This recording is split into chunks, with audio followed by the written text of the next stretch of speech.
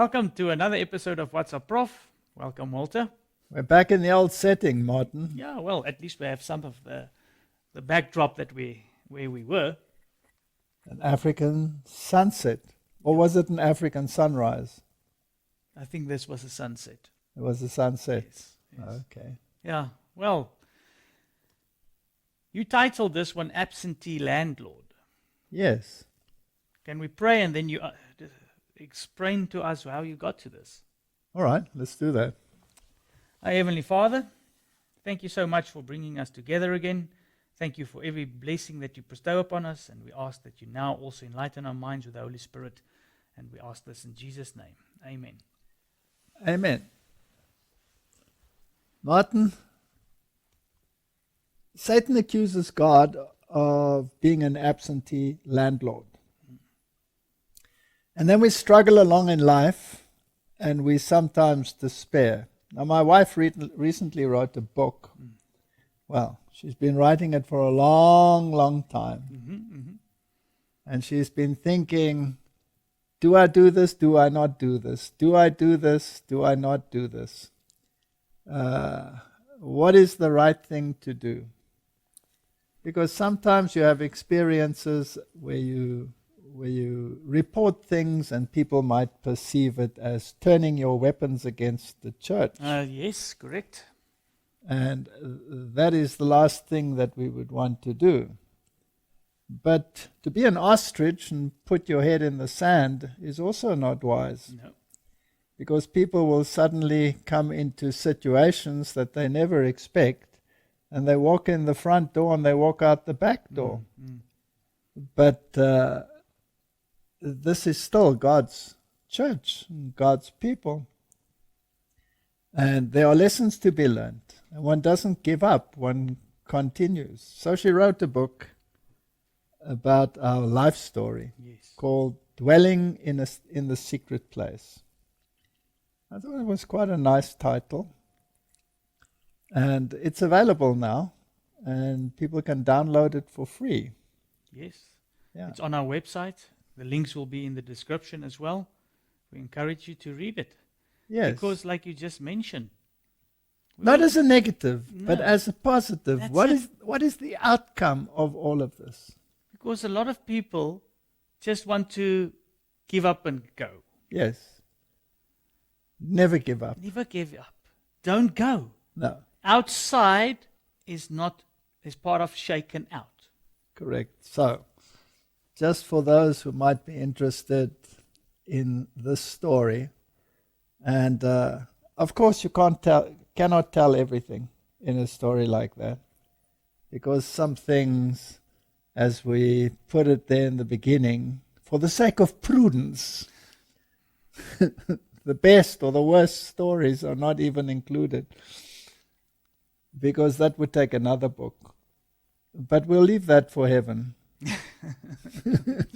we can cry on each other's shoulders there, or laugh about it. We won't have to, because God, every tear will be wiped away. Yes, At we'll least laugh about it. That won't be a problem anymore. Okay, but that links back in, because obviously in your life you haven't heard absentee landlord, the accusation of Satan towards God, only once. No, I've heard it many, many times. And it leaves room for thought. Why does God operate like he operates? What is that movie, Martin, where Satan accuses God of being the absentee landlord? When you gave me this to work through, and I saw that title, it immediately, because that, unfortunately, I watched that movie when I was not an Adventist yet, or when I still watched movies. I wouldn't suggest people watch it. Please It not. is a tremendous distortion. Yes, because the movie's name was Devil's Advocate, and with Al Pacino and Keanu Reeves. And Al Pacino portrayed the devil. And he was there in one scene shouting about this absentee landlord. Now, actually, what he said, and that's the thing, so it's ringing in my mind still, that part of the film, because you can't get rid of it. But he's actually portraying exactly how the devil is accusing God. Yes.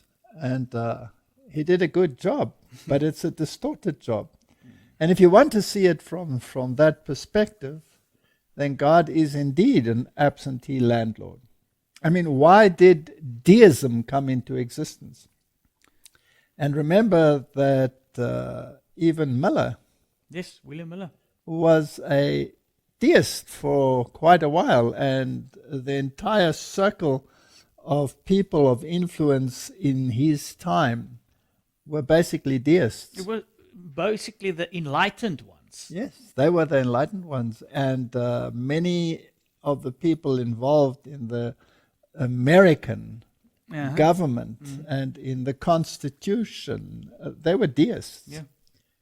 And deism portrays God as the absentee landlord. Now, why do people think like that? They think like that because this world is in such a mess. Everything is in such a mess. The landlord's not taking care of it. No, He's just leaving it. And this is the devil's accusation. And in that movie, he actually said, you know, he gets his hands dirty. He's busy with the nitty-gritty of this world, trying to sort things out. But that one, my goodness, he's just the absentee landlord. Now, one thing negates the absentee landlord picture, and that's the cross. Exactly. That shows you exactly how intimately involved God is. Correct. So the cross and the absentee landlord, they don't gel. Something is amiss, but the accusations are real. If something goes wrong in this world, it's an act of God. Yeah. Now, if it was an act of God, then isn't he involved? That's yeah, what a statement. Yeah, exactly. Okay, then he's involved. But he's only involved in the negative, Yes. not in the positive. If anything happens that man could not control, that's God's fault. So the devil says, if you're happy, it's because of him. If you're miserable, it's because of God. Yeah. And it's portrayed in everything, in every way of thinking. If somebody dies, then people shout, God, why did you do this to me? God is the God of the negatives, and the devil is the God of the positives. Or so it seems. But then why is the world in such a mess? Well, because he's an absentee landlord. You can see the circle goes round and round. And the whole time the accusation is back, it's God's fault. It's God's fault. Everything is God's fault. So I thought it's time that we just had a look at the concept of the absentee landlord. And let me get my trusty little clicker into action. So, titled Absentee Landlord. And here are just some thoughts. The most important lesson that we need to learn in order to get to heaven is to understand the root of sin. Sin is an intruder, and it needs to be rooted out. It is a destroyer of relationships, and therefore contrary to the principle of love. And the Bible says God is love. So sin must be an intruder, right? Because it's contrary to the principle of love.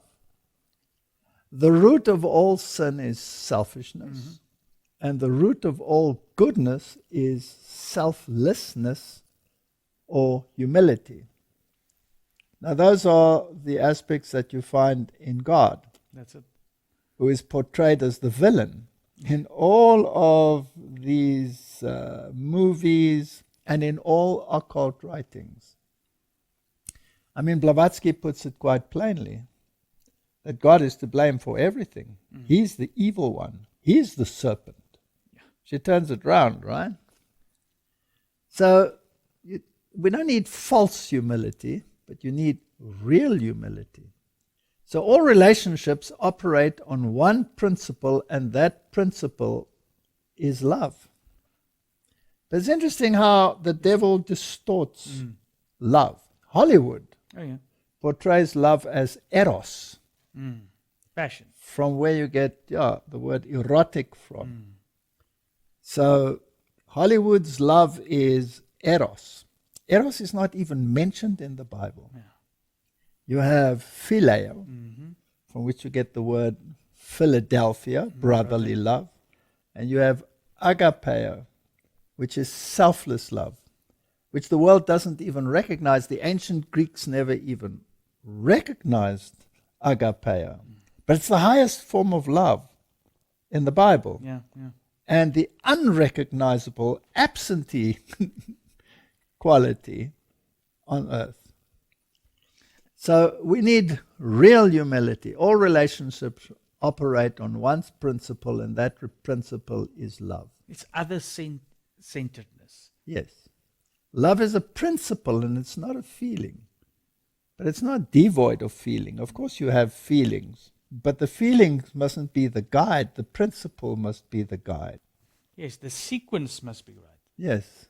It's like the commandments and works. Yes. You don't have works to get faith. You Correct. have faith, and out of that flows your works. So God in his wisdom put the brain on top and the mouth second. Often the mouth controls, whereas the head should control. That's exactly. And the next one down is the stomach. Yes. And the lower down you go on the body, the more power they seem to have. But it should be the reverse. It should all be controlled by principle. We all need a great reset. Yes, we need a great reset. You see, all relationships are built on this aspect of love. But sometimes you have to tame the passion in order to elevate the principle. You know, Martin, if you let's use an example. Someone with patience working with an untrainable horse. That when you come into that arena and you're trying to train this horse that throws off everyone, nobody can work with that horse. And whipping didn't help, it just made him worse. And you get this one person, a horse whisperer. And this horse becomes tamer and tamer and tamer. And eventually it walks up to the man or the woman, whoever it is, and puts the head next to that head. Then you have a relationship.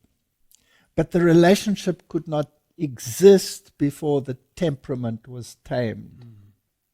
Isn't that so? Yeah, that's true. If you get a dog out of, an abused dog out of a pound, a whimpering little hound with ears drooping, tails between the legs, sitting in a corner, shaking with fear. That's the other opposite, right? That's it.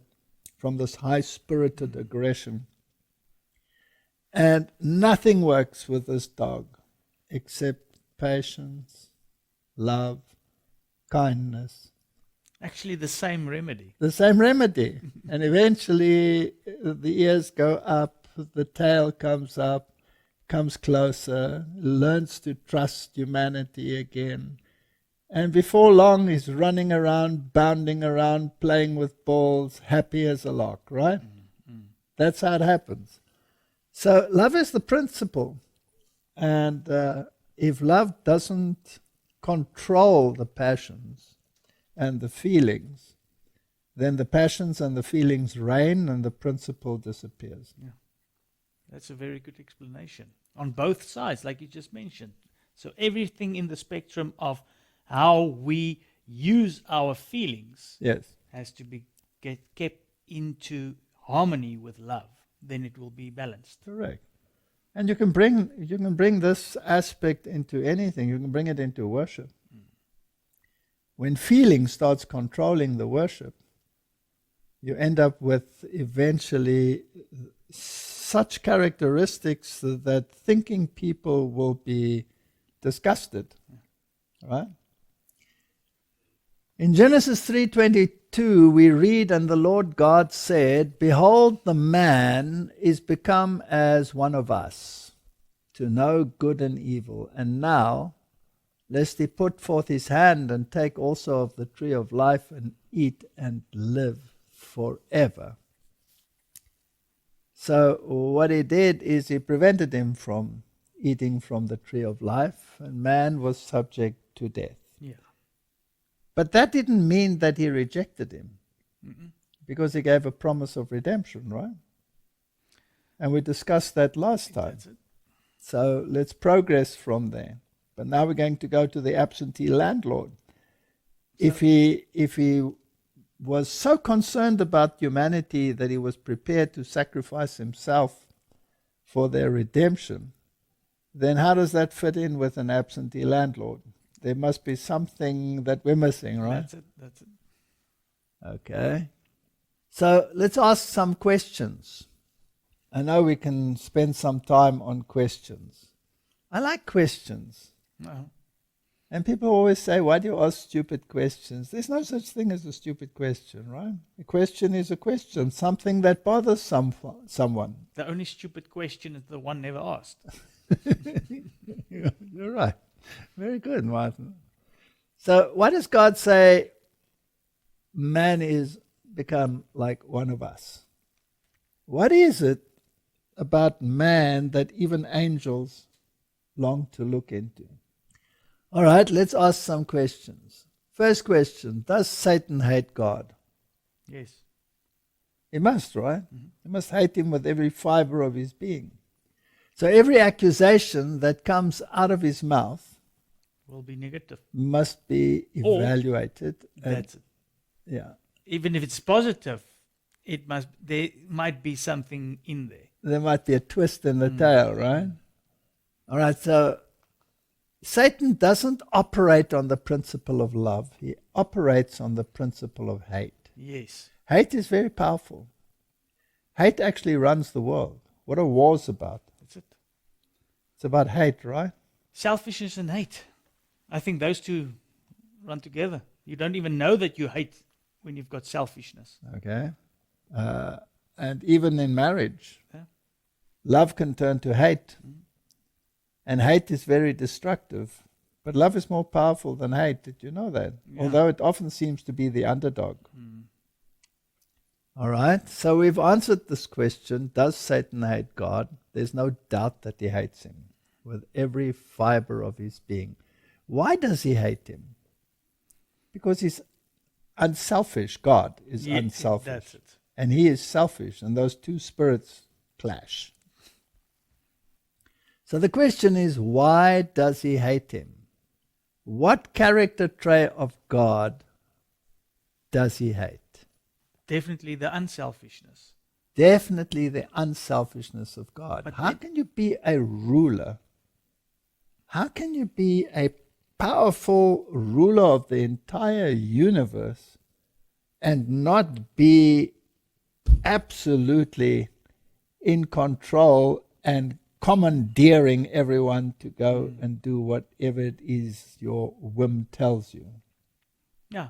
You see, that's a problem as well, because like we've seen in the previous, selfishness is also linked to love. That's the definition. Mm-hmm. So, and that's why he hates it, because it's not he doesn't want. What is this love? You're actually a softie, a Yes. pushover when you're full of love. Why does the world love tyrants? Yeah. Until they see what tyranny leads to. Then all of a sudden they hate it. Just for a while. And then they choose the next one. Exactly. Why is it? Because Satan rules the world. Now if you watch these, let's say in some of these communist countries, when the ruler comes in and everybody has to get up and clap like crazy, and if you don't, you probably end up somewhere in a dungeon, right? At worst, at best. And this is the kind of power that people want in a crisis. Democracy is the final step before tyranny, they say. That's it. Now we're at that point now. Yeah. Democracy has run its course, and we're getting to the point where it's so out of control that the only thing that mankind wants is tyranny. And they're going to choose it. They're going to choose it. Yeah. And the result will be devastating. Yeah, destruction. Hasn't it been the same throughout history? That's it. But like history tends to repeat itself. Absolutely. All right. So would you agree, Martin, that the devil hates God because he hates the unselfish character trait that God has. That's for sure. The humility. Mhm. The humility. Now, doesn't it say that Moses was the most humble of men? Yeah. Yet he was the leader, right? Yeah, he wasn't a pushover. No, he wasn't a pushover, but he was humble. All right, so let's ask the next question. Does Satan hate enough to kill? Yes. Has he proved it? Yes. Did he even kill the Son of God? Yeah. Wasn't that his actual target? 100%. That's what the whole thing was about. Now, what a pity for him that Son of God was God, so that he could rise from the dead. That must be very disconcerting. That's why he's so exceedingly vengeful now. All right. So let's get to the nitty-gritty question. Why is God an absentee landlord? Why did he say it is expedient for me to go so that the Holy Spirit can come? Can you see the Holy Spirit? No. No, you can't see the Holy Spirit. Can you experience him? Yes. All right, you can experience the Holy Spirit. That's but where's Jesus? in heaven. So he's an absentee landlord, Yes. But he's sent a a representative. representative. Okay. So let's ask another question. What happened that necessitated such a drastic action? He had to become human. All right, he had to become human. Well, he gave up his omnipresence Yes. because he had to become human to save the human race. All right, so that really must require tremendous love, right? I mean, definitely. Okay.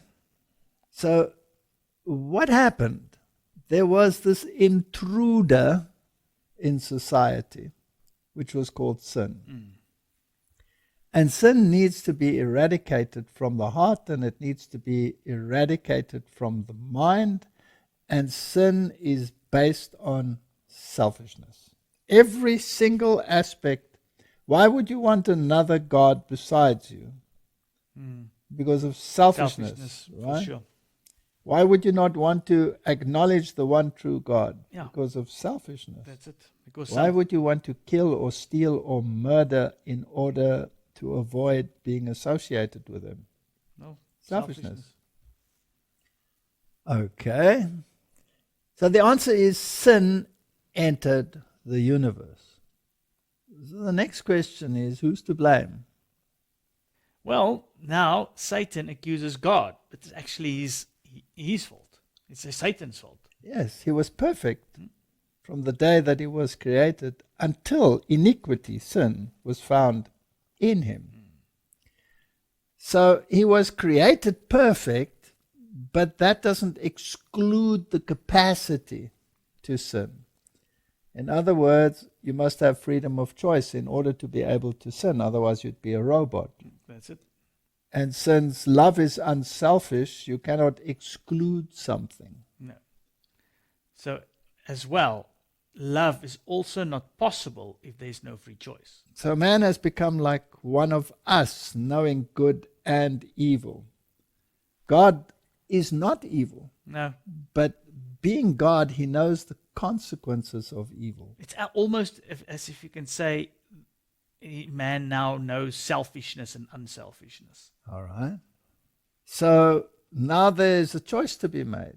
Humanity has to make a choice between humility and unselfishness and arrogance and selfishness. Yeah. There was actually selfishness that Eve portrayed because Satan said, no, God does not want you to be like him. You can be like him. So Yes. she wanted to be selfish and She wanted to be like him. She wanted to have a position that was not assigned to her. to know everything. Yeah. Yes. So who's to blame? According to the scriptures, Satan is to blame. According to Satan, God is to blame. Because he made a law. Why should holy beings such as himself be subject to a law? Sin is the transgression of the law. Okay.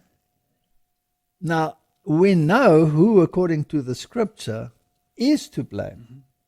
But the next question is, who gets the blame? Yeah. God. God gets the blame. Normally it's like that. in anything, that the one that's trying to do the best and good, and he's always blamed for everything. Yes, he's always being blamed. And the peacekeeper often becomes the worst enemy, right? If you try and mediate in a marriage, for example, you become the enemy. That's it. I've experienced it a few times in my life. You try and sort things out and try and be impartial as possible, but very soon you become the enemy. So it's a very, very thankless job. All right, the next question then, after we've ascertained who is to blame, ask ourselves the question, why does he get the blame? Why does God get the blame? Once again, it's selfishness, because they don't want the love or the unselfishness that he gives. Okay, were you created to be a groveling admirer? No. Exactly, no. Or were you created for relationship? That's it. And then through that, experience the wonderful blessings that unselfishness and love gives. Now, Martin, what must it be like to be created for relationship with God? It depends on who God is and what God is. Yeah. As to whether you would even want a relationship, right? So you can see it. Does he want, if you can understand that he wants the best for you, so then you will see that he is, say for instance, the 10 Commandments is not there to keep you from having joy in life. It's actually there to give you joy in life. Okay, it depends what side of the equation you are on, right? Yes. So Martin, if you are dealing with someone who's totally unselfish, who's the beneficiary? You. Okay, and if you are dealing with someone who's totally selfish, who's the beneficiary? You. Ah, okay. All right. So why does he get the blame? Well, because he created in the first place. Yeah. Don't the children say, I didn't ask to be here? Oh, yes. Eh? Now, why do they ask that question? And when do they ask that question? When so normally they're in trouble. When they have transgressed. Yes. When they have transgressed, they say, I didn't ask to be here. I didn't ask to be here. Or when they're asked to do something like wash the dishes or help in the house or whatever. I didn't ask to be here. You're supposed to be my slave. No, we're supposed to be a community. We're supposed to work together. Yeah. No, I didn't ask to be here. All right, so the blame game, does the blame game come from the transgressor or does it come from the creator? No, the transgressor. We're getting somewhere, Martin. Yeah, you can see why this whole great controversy is going on. All right, so we're living in a great blame game. Yeah. Are we not? Oh, I always smile when I read that portion of Genesis where it's Adam and Eve transgressed. No one is taking responsibility. They're just blaming the other. No, it's all the time. All right, now why does he get the blame? It's because he permitted it. He should have been a tyrant. Then we wouldn't have had this nonsense. Exactly. Right? It's like people, like you just mentioned earlier, they want a dictator. Yes. They scream against him, but then, like you said, just the next election or the next one, we want them back. We want them back. Okay. All right, so we've run through a whole host of questions, and the question is still, why is God an absentee landlord? What does he achieve by being an absentee landlord? He's definitely not doing it because of indifference. No, and also not of uncaringness. Because the cross negates that. Because that's the problem. People say, okay, like you mentioned, look at what's going on. How can a loving God let this happen. Okay. So let's try and dwell upon the question, why did he permit it? Why did he permit it? Okay, let's see if this makes any sense. Because he hates sin more than the consequences, he was prepared to bear the consequences himself. Does that make sense? It makes sense because that's the only way that he can show that he can set it right. Okay. The only way, because otherwise all the other accusations will be true.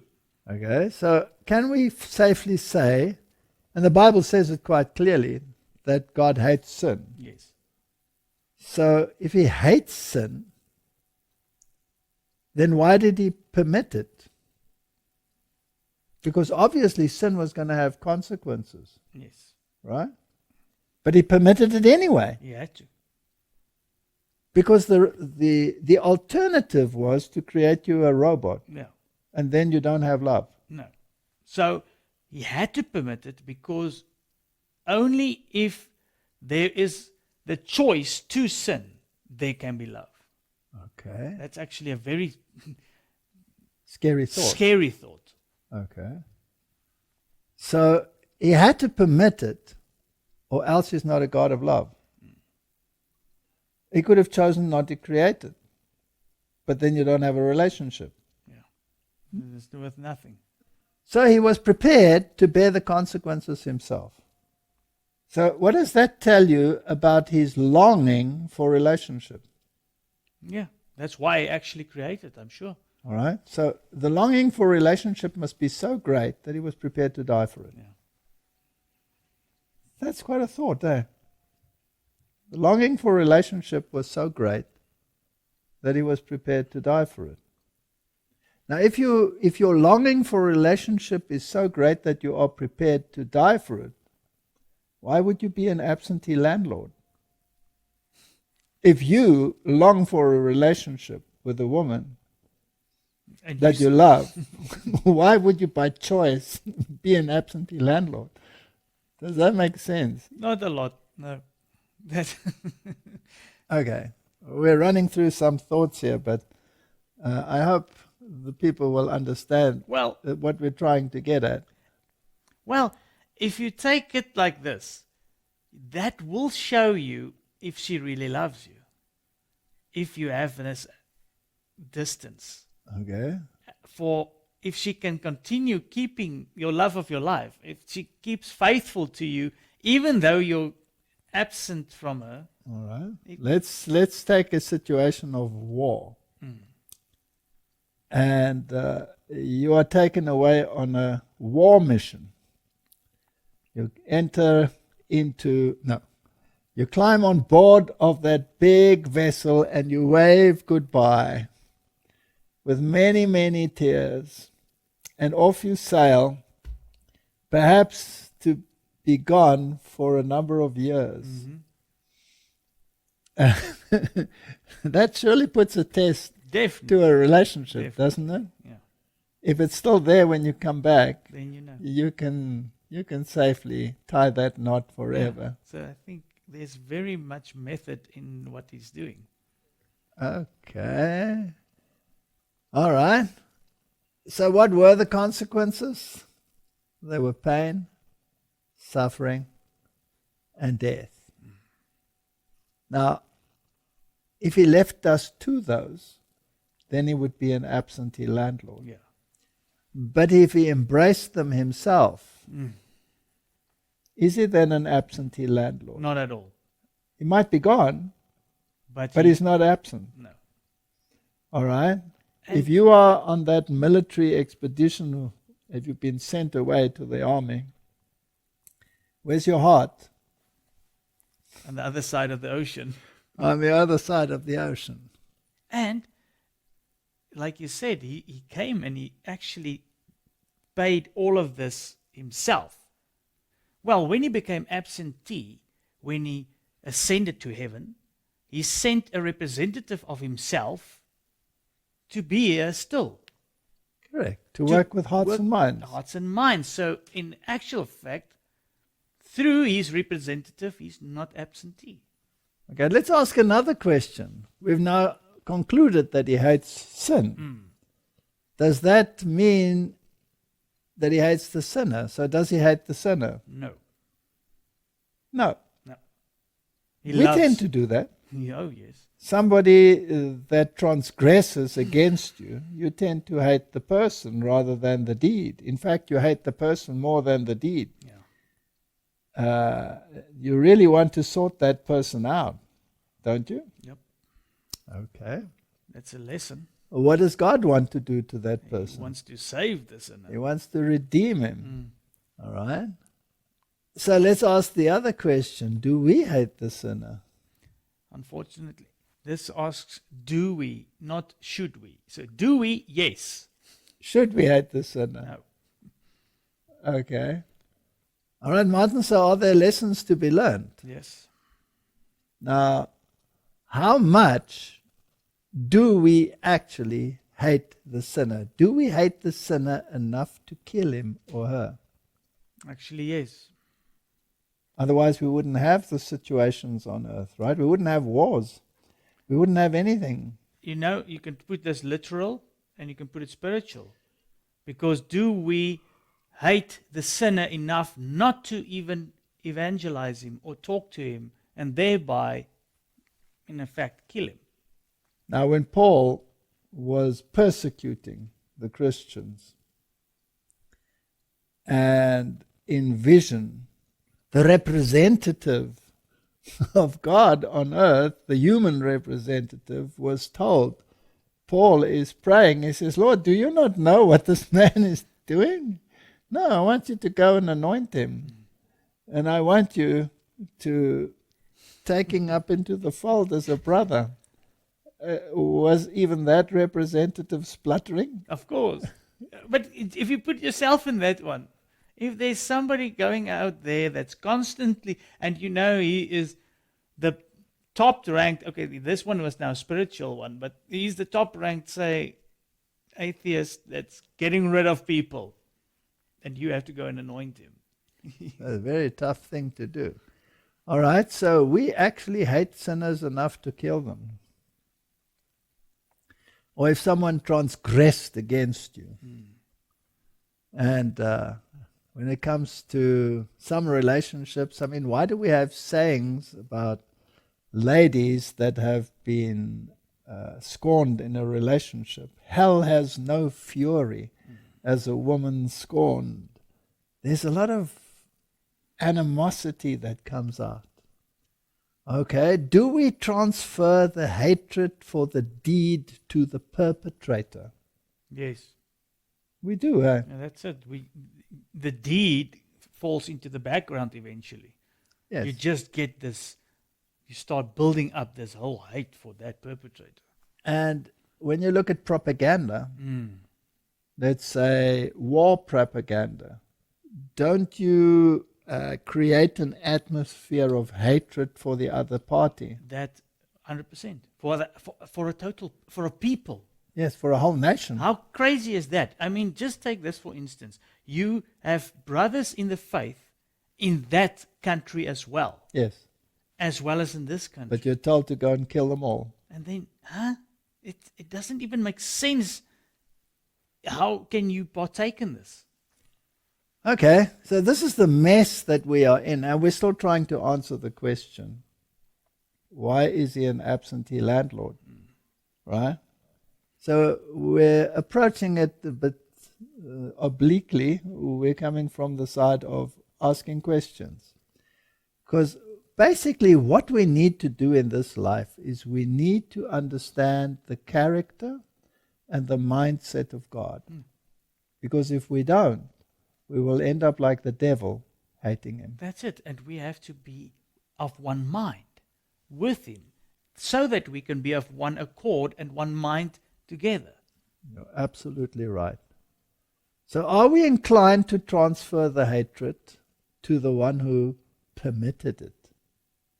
That's a bit more complicated. But that's exactly what happens. Because now, that's what happens. The perpetrator, you hate him actually now at the end more than what he did. And then you start hating, obviously, God for permitting it. All right, let's say you have parents, one is abusive, the other one is submissive, and the child suffers at the hands of the abuser. The child can actually start hating the other parent who permitted it without saying anything. Yeah. So hatred doesn't have to necessarily only be towards the perpetrator. It can actually be to the one who permitted it. And sometimes the hatred towards the one who permitted it can be even greater. Worse, yeah. Because you feel abandoned. You feel a sense of abandonment. Abandonment. Isn't that an absentee landlord? Yeah. Yeah. So is it possible that when life throws you a curveball, that you can become full of animosity to the one who permitted it? That's most of the time that what happens. All right. So if something happens in your life, somebody dies, somebody's killed in a car accident, your fury and your anger and your sadness is often directed towards someone. You have to get rid of it somewhere. Yeah. You have to unload it. That's it. So who are you going to unload it on? Normally the one that you're actually supposed to run to. Okay, so you start hating the one who's the only one who can comfort you. Yeah. The world is in a mess, Martin. The world is in a mess. Is God wise? All wise. All right, the Bible says so. Is his wisdom being seriously challenged Oh, here? yes. Definitely.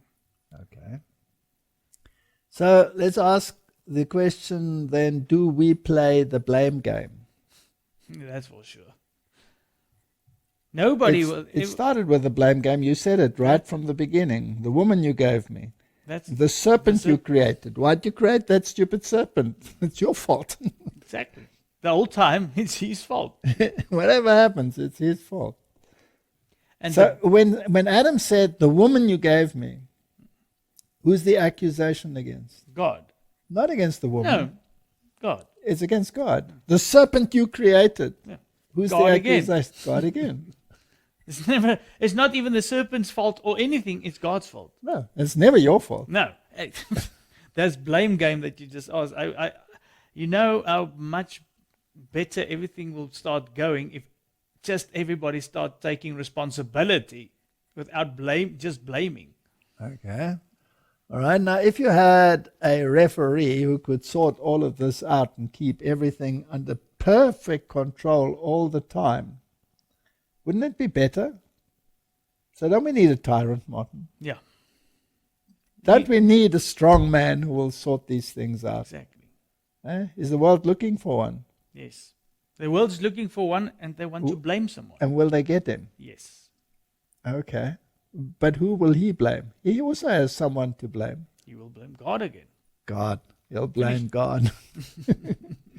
All right, so we've come almost full circle. So the absentee landlord is actually not unrepresented. He is represented by his representatives. Mm-hmm. So he's actually given the gift of the Holy Spirit, and he has, through the Holy Spirit, transformed people so as to represent him. So he's not unrepresented. No. He's just not physically here. Yeah. But he's not unrepresented. Okay. And these representatives are actually fellow sufferers whom he calls friends. Is that right? That's it. So you're not going through this alone. Okay. Now, why would he choose to be represented by representatives rather than present himself? Well, he did. Yes, you're right. He actually did, but for a very short time. Yeah. Did they like it? No. No, they hated it. All right, why did they hate it? I don't know, because they didn't want him here. Why did they not want they him here? actually Because he was unselfish and they were That's selfish. it. Again, the same thing that's happened in heaven actually re-happened on earth. Okay, now let's say he came again in the form of a humble servant to humanity. What would they do? The same. They're going to do exactly the same. They were going to do the same. So had he been here constantly, he would have been sacrificed how many times over by now? They'll constantly. But if he came as a tyrant, they would have loved him. This is a very serious issue, I Martin. mean, that's what they actually thought he was going to. Even his disciples, they wanted him to take the throne and get rid of, Okay, so his representatives, are they suffering? Yes. His representatives are suffering. Isn't he then a selfish God who says, all right, I'm not going to suffer, you can suffer in my stead? Well, actually, no. They're just showing that he's worthy. Because the same that they go through is what people are doing to him. All right, I think we're getting somewhere now. So Martin, if he uses the representatives who become fellow sufferers, they can only become fellow sufferers if they understand the mindset of God, because only if they understand the mindset of God will they want to be partakers with him in his suffering. That's it. And exactly, because you won't want to suffer if it's not for a good cause. Okay. So in other words, you must be convinced that the absentee landlord in your personal experience is actually not absent but very much involved. Yes. And actually that everything he stands for is worthy, is what you also then want to stand All right. But if you are standing outside of this relationship, can you see it? No. No. All you see is an absentee landlord. That's it. Because you don't see the presence of the landlord in the suffering and activities of his representatives. Okay. I think it's... So is he absent? No, not at all. Yeah, you see, it's because those that are in a relationship with him, they understand his character. They start understanding what it means when he's unselfish. Okay. John 14 verse 7 says, if you had known me, ye should have known my Father also, and from henceforth ye know him and have seen him. Have they actually seen him? Not physically, no. They saw his representative. That's it. But he says when you saw him, you saw the Father. Okay. So, if you want to know Jesus, should you be able to recognize him in his representatives? Yes. Mm-hmm. Do we do a good job at that? No. Martin, you're very pessimistic. What's wrong with you? God said, if he returns, will you find faith? And by the way, this all. is a very serious subject. Why are we laughing all the time? Because we're also guilty. Okay. All right. John 15 verse 15. Henceforth I call you not servants, for the servant knoweth not what his Lord doeth, but I have called you friends. For all things that I have heard of my Father I have made known unto you. Do we know the origin of sin? Yes. Do we understand its consequences? Mm-hmm. Do we feel it in our own skins? We can see it all around us. Okay. So if you rightly represent him, then is he absent? No. No, huh? No. Now, Martin, doesn't he say that if you overcome, you will sit with him in his throne? Mm-hmm. Mm-hmm. In other words, your mindset will be such that he can safely rule together with you. Now, would a tyrant like that? No. Nobody sits on his throne next to him. Huh? the Führer, would he like someone to, sit right, not only next to him, that might still be tolerable, but to sit in him, in his throne, to be part and parcel of every decision, would he like that? No, then he's no longer a tyrant. Tells you something about the character of God, right? Yeah. Okay. So in order to represent him, we must know him.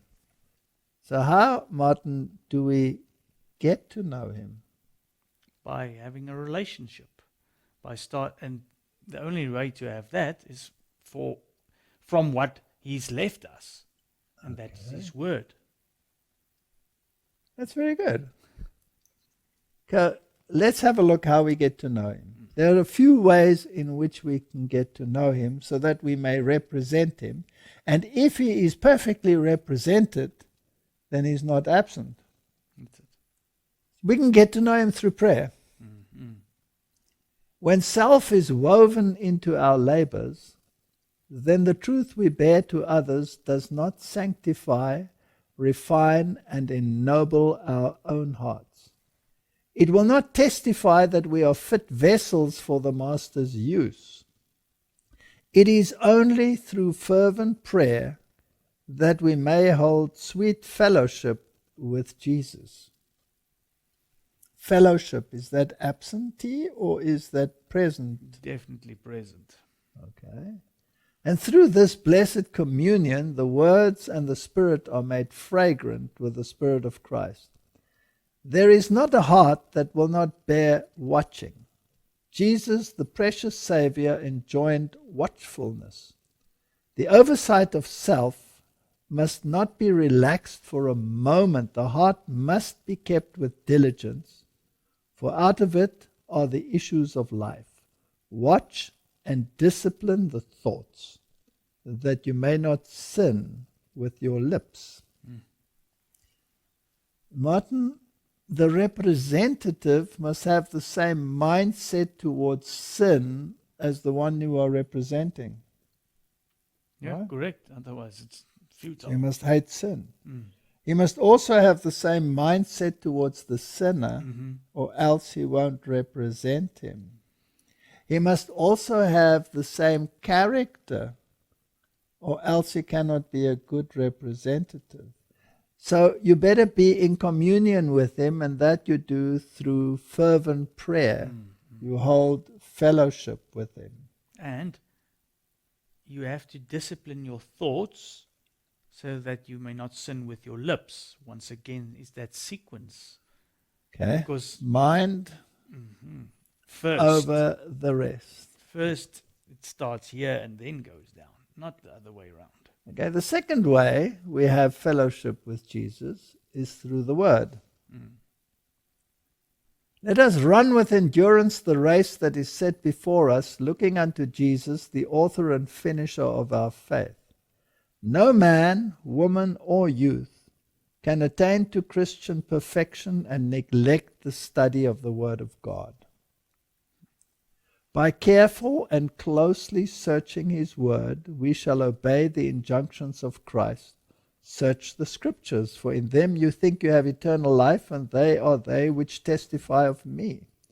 This search enables the student to closely observe the divine model, for they testify of Christ. The pattern must be inspected often and closely in order to imitate it. So, Martin, if he were present, would we learn any of these things, or would we just... We won't need to study it in the Word anymore. No. Then he will be there. So he will be there. Yeah. Do we have to exercise our own initiatives and judgments as well when he's there, or could we leave it all up to him? then you could leave it all up to him. Yeah, he could do it all, and you could take a back seat and watch the show, right? Yes. Can you do it this way? Nope. You So have what- to partake. So what's better for you? That's why he said What's better for you? it's better for you that he's not. He's got a representative here. Okay. But Martin, one day it will be over and he will actually be there.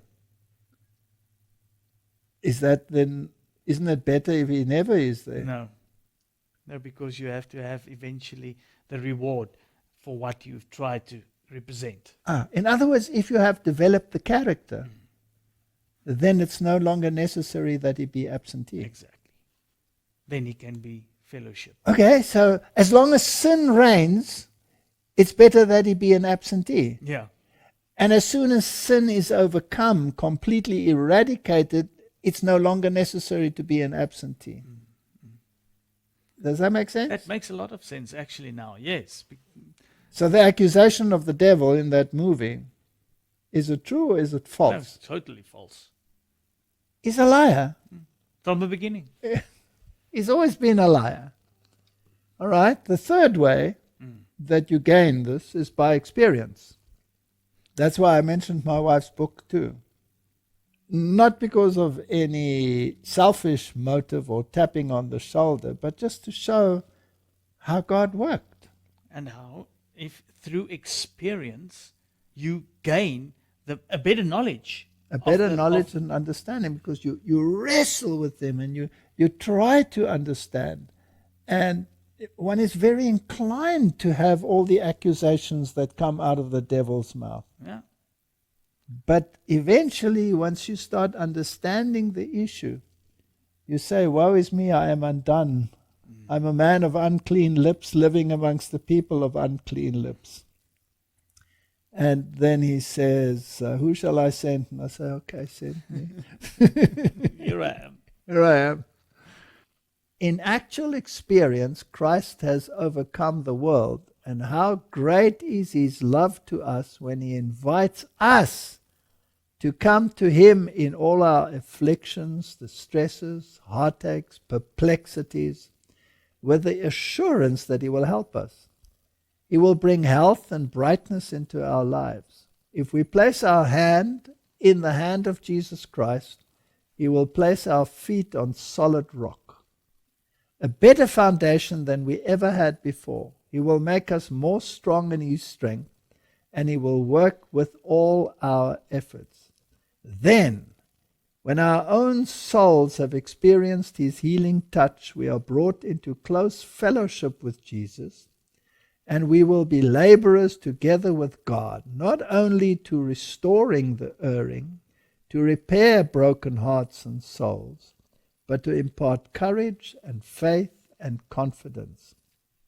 This is the work of God's laborers, to bring to Jesus souls who have gone away from his direct teachings and have apparently gone to pieces on the rocks and reefs of sin. These broken lives, which have been apparently hopeless, he promises to make whole. So Martin, this is training of the highest order. Yeah. Huh? In real life, in literal experiences. So you have to learn to pray. Mm-hmm. And you don't need prayer if he's not an absentee. No. Because there's that hymn, sweet hour of prayer. Farewell, farewell, sweet hour of prayer. You don't need it anymore, right? So you need prayer. Yeah. For prayer, you need faith. That's it. Because who are you going to pray to? And why are you going to pray to someone? And you need a knowledge of the word. Otherwise, you're going to despair. And then you need an experience. Yeah. And you can only have all three of those if he's an absentee landlord. Yeah. Without being an absentee landlord. Because you have fellowship. Yeah. So what is the basis of everything? Fellowship. That's it. Fellowship. You mean to tell me, Martin, God wants fellowship with us sinners? How much? So much that he actually came and died for it. That's a pretty deep thought, right? Yeah. That's a pretty deep thought. All right, let's read another quote. If the majesty of heaven could do so much to evidence his love for man, what ought not men to be willing to do for each other to help one another up out of the pit of darkness and suffering? Martin, this is the test. Are you going to sit and whine? Mm-hmm. Are you going to accuse constantly? Are you going to be fault-finding constantly? Or are you prepared to get your hands dirty? Get your hands dirty and do what he would do. Okay. What if it costs you your life?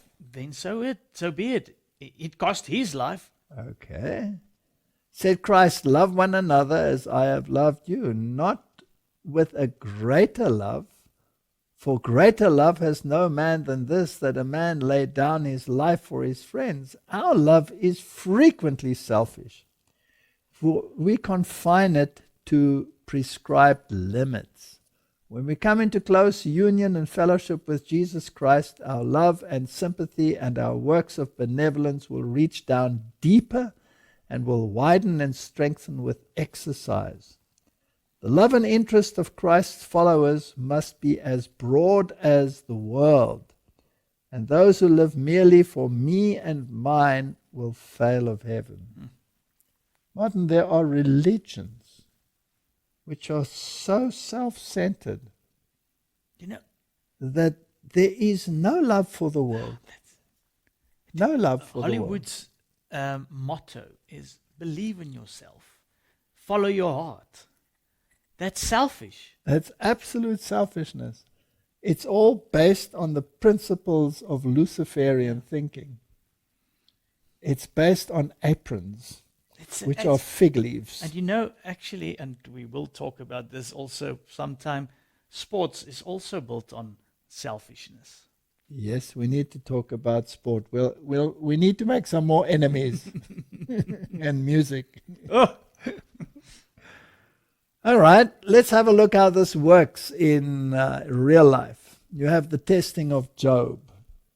For those who love God, those who are the called according to his purpose, Romans 8:28, Bible biography has a yet higher lesson of the ministry of sorrow. You are my witnesses, says the Lord, that I am God. Witnesses that he is good and that goodness is supreme. We are made a theater unto the world, both to angels and to men. 1 Corinthians 4:9. So the presence of God is enacted in his followers. Yeah. So he's not an absentee landlord. No. We come back to that all the time. Amazing. But in the crucible of the world, you learn to understand what the issue is in the great controversy. And that's why your wife wrote the book, because in the crucible, you've been to actually understand being the representative. Okay. And Martin, is anybody excluded from the crucible? No. Why do they all shout like crazy when they're in the crucible? Because you don't understand fully why you are there. Did Job's friends understand? No. No, they played the blame game. Who was to blame? Yeah, what did you do? Who is this? Whose fault was it, they asked Jesus. Was it his fault or his parents' fault that he was born blind? Somebody has to get the blame. Unselfishness. The principle of God's kingdom is the principle that Satan hates. Didn't we speak about that? That's it. Its very existence he denies. From the beginning of the great controversy, he has endeavored to prove God's principles of action to be selfish. When I was an atheist, I was absolutely convinced that God is 100% selfish. And therefore I denied his very existence. He wants you to grovel in front of him, fall on your knees, worship him from morning till night, and that's it. And that is a useless form of worship. You actually worship and fall on him because sacrifice and offering he doesn't require. The sacrifices of a contrite heart, that is what he seeks. He wants you to have this unselfish character, because only in an unselfish character environment can love thrive. You have to have the right manure to make the plant grow. That's how it is. And once again, if you misunderstand this, you'll see this as wimpfulness. I don't know if that's even a word, but Well, make it up. It's a pretty you're good just one. a wimp if you don't want to stand up and be a man, man. What? Okay. No, So- that's how you thought, because everybody that goes on his knees in front of somebody is a wimp. All right. So to disprove Satan's claim is the work of Christ and of all who bear his name. That's the crux of the matter. And if you want to disprove Satan's claim, you have to, in this world, live the life that Christ lived. You have to. And Because you will be accused. You will, because then you're his representative. Then you are forming part of helping him, not being absentee. It was to give in his own life an illustration of unselfishness that Jesus came in the form of humanity. And all who accept this principle are to be workers together with him in demonstrating it in practical life. This is why God, in his wisdom, chose to be the so-called absentee landlord. The absenteeism of God is a stroke of brilliance. Yeah. Now, if he were a tyrant, it would be a sign of weakness. That's it. But if he is unselfish, Yes. it's a stroke of genius. Yes.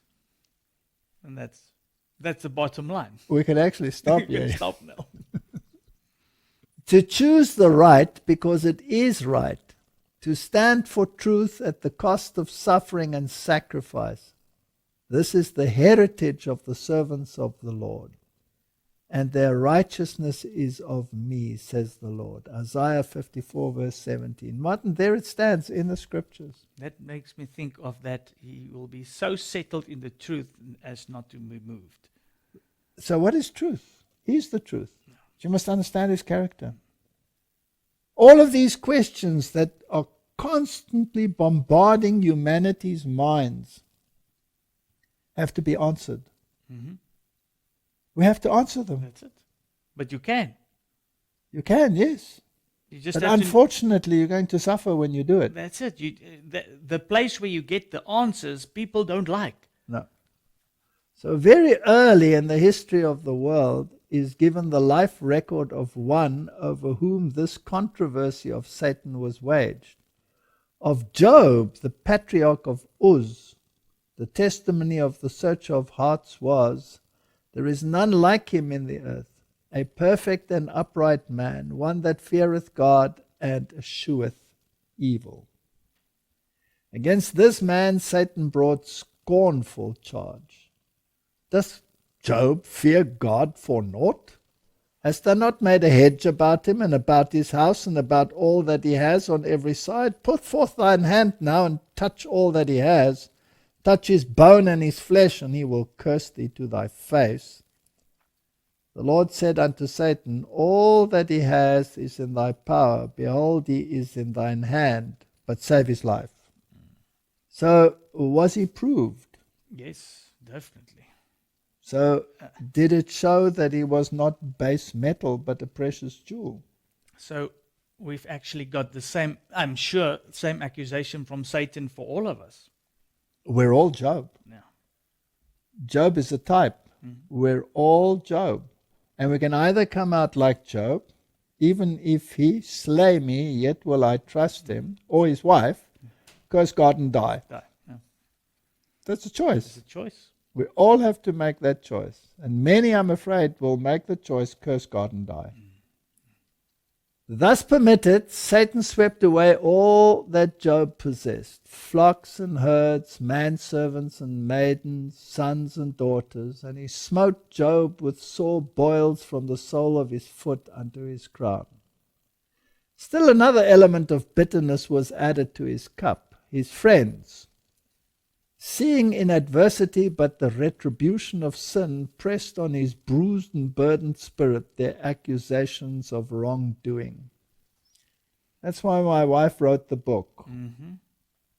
because people were looking at sometimes and some trouble that you were going through, and they had the same accusations as Job's friends. And you try and stand up for God, Yeah. and you get blasted off the kingdom. Just get up. Just say a simple verse. In the beginning, God created. The entire academic world comes down on you like a ton of bricks. Tries to squash you like a maggot.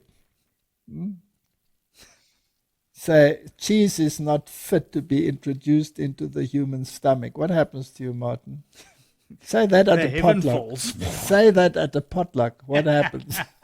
That was for that time. This woman is not a prophet. That was for that time. No, Doesn't matter what you say.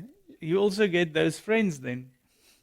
There are lots of them around. Lots of them.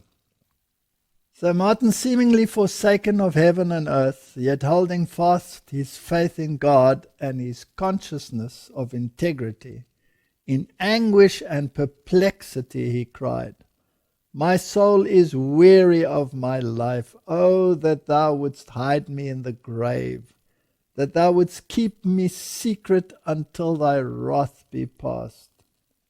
Didn't Jeremiah say the same thing? Yes. I've said it many times. Can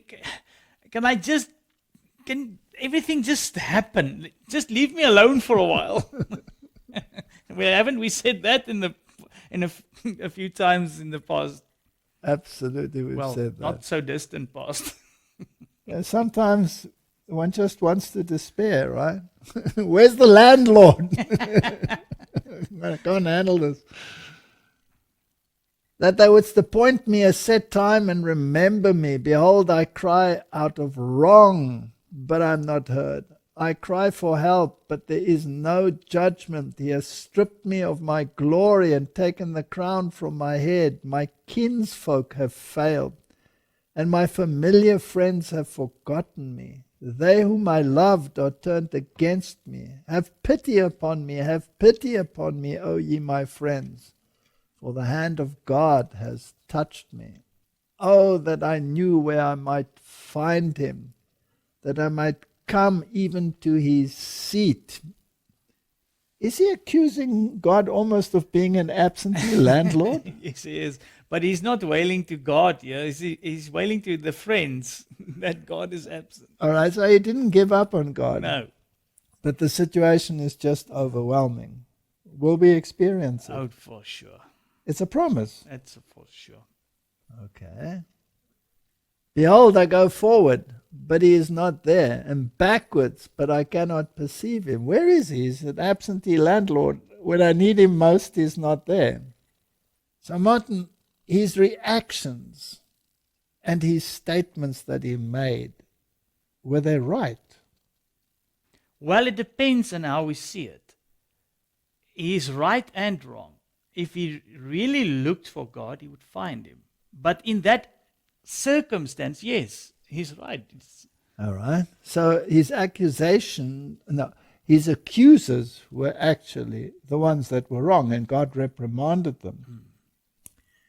God did not leave him in that situation. In fact, God was more present in that situation than in any other. That's what we have to learn. That's exactly. And Martin, in the times that we are living in now, we will have to learn that. You see, that's the thing. There's let's say smoke in front, and God is behind it. But now Satan is blowing the smoke. Now we see through a glass darkly. That's it. So we have to realize this dark glass, this smoke, is not from God. He's there. We just have to get through this. All right, Martin, why are we doing this in the first place? Why are we having these discussions? Because this is preparation for the final conflict. Exactly. So, yeah, we're sitting here and grinning and smiling, and because we realize we're sitting in the same boat. Yes, that's what makes it so familiar that you can actually smile about it. You see, so when you read this, then I start realizing, okay, now maybe I must work a little bit on some things inside. So this is what it's supposed to do to everybody. Preparation for the final crisis. Okay? So he's looking for him and he can't find him. On the left hand, where he does work, but I cannot behold him. He hideth himself on the right hand, and I cannot see him. He knoweth the way that I take. When he has tried me, I shall come forth as gold. Though he slay me, yet will I trust him. Did he understand? Yes. Yeah. Yes, he understood it. And what did he realize that he was being tried? Yeah. He realized, okay, wait, he's not an absentee landlord. No, he must be right here because he's trying me in the fire. Yeah. I know that my Redeemer liveth, and that he shall stand up at the last upon the earth, and after my skin has been destroyed, this shall be, even from my flesh shall I see God, whom I shall see for myself, and my eyes shall behold, and not as a stranger. Does he have the hope of the second coming? Yes. Wow, beautiful is that, huh? Must we have it? Exactly. He's not hoping for that right there. He's hoping for the second coming. Correct. So according to his faith, so was it unto Job. When he has tried me, he said, I shall come forth as gold. So this is the whole issue. If you want to be in this school, then you have to go through the process. And actually, we all have to want to be in the school. And you have to be a representative of the character of God. Because Satan accused him of having a false reason for following God. You know what? You were mentioning something earlier, and I was just thinking now, this coming forth as gold. It's never easy to come forth as gold. No. It's the whole time a crucible. It's a purifying thing. So, and people don't like that. And we cannot exclude ourselves. No. We also scream like suckling pigs. But I think the main difference is we have to want to. Then you can take it. But if you want to be, again, holding unto certain things, that's when it's becoming very difficult. That's when it becomes difficult. But then it said, so it came to pass. By his patient endurance, he vindicated his own character, and thus the character of him whose representative he was. So what are we going to do when all of these things happen to us, and when this time of trouble comes upon us? Whose representative are we going to be? Christ. Are we going to shout, absentee landlord? No. Why did you not prevent this? That's when we have to study his character. So the Lord turned the captivity of Job. Also the Lord gave Job twice as much as he had before. So the Lord blessed the latter end of Job more than the beginning. Now the blessing that we are awaiting is not a temporal blessing. No. It's a heavenly blessing. An eternal one. And this is where we have to go. So on the record of those who through self-abnegation have entered into the fellowship of Christ's sufferings, stand one on the Old Testament and one in the New, the names of Jonathan and of John the Baptist. Now, Martin, it struck me that she should use those two names, particularly Jonathan. Jonathan, by birth heir to the throne, yet knowing himself set aside by the divine decree, to his rival, the most tender and faithful of his friends, shielding David's life at the peril of his own, steadfast at his father's side through the dark days of his declining power, and at his side falling at the last. The name of Jonathan is treasured in heaven, and it stands on earth a witness to the existence and power of unselfish love. That's amazing, eh? Yeah. Amazing. John the Baptist, is very similar. Mm-hmm. He's the one who said, he must increase and I must decrease. So John the Baptist, at his appearance as the Messiah's herald, stirred the nation.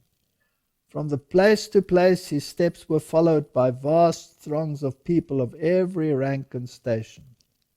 But when the one came to whom he had borne witness, all was changed. The crowds followed Jesus, and John's work seemed fast closing.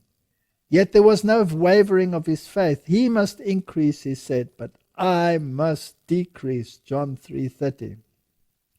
Time passed, and the kingdom which John had confidently expected was not established. In Herod's dungeon, cut off from the life-giving air and the desert freedom, he waited and watched. There was no display of arms, no rending of prison doors, but the healing of the sick, the preaching of the gospel, the uplifting of men's souls testified to Christ's mission. Alone in the dungeon, seeing whither his path, like his master's, tended, John accepted the trust.